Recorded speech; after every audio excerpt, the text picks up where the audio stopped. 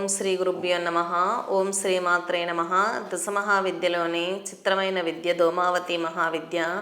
ఎవరైతే ధూమావతిని ఉపాసన చేస్తారో అటువంటి వ్యక్తులు ఎక్కువగా ఇండివిజువల్గా ఎలా బతకాలి, సొంతంగా ఎలా బతకాలి, ఎవరికి వాళ్ళు ఎలా గట్టిగా నిలబడాలి అనే శక్తిని ఆ ధూమావతి అనేది ఇస్తుంది. అమ్మవారి యొక్క వితంతు స్వరూపమే ధూమావతి. ముఖ్యంగా జ్యేష్ఠాదేవికి ఇంకో రూపంగా ధూమావతిని వర్ణించడం జరుగుతుంది. ధూమావతి ఇప్పుడు కాకిని వాహనంగా కలిగి మన కష్టాలని తన చీపురుతో ఊడ్చేసే దేవతగా కనిపిస్తూ ఉంటుంది.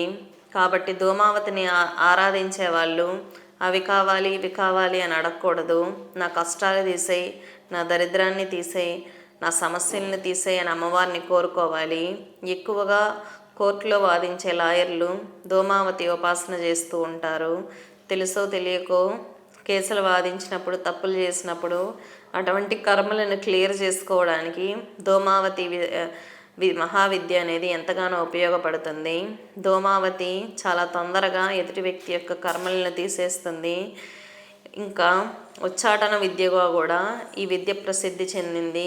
ఎవరి ల్యాండ్ అయినా కబ్జాలు జరిగినప్పుడు, ఏదైనా సమస్య ఉన్నప్పుడు, ఇంటి నుంచి ఎవరినైనా వెళ్ళగొట్టాలి అనుకున్నప్పుడు ధూమావతి విద్యని చేయడం అనేది జరుగుతుంది.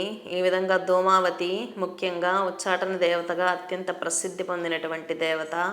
ధూమావతి సాధన ద్వారా కష్టాల నుంచి, దరిద్రాన్ని నుంచి మనుషులు కాపాడడం అనేది జరుగుతుంది.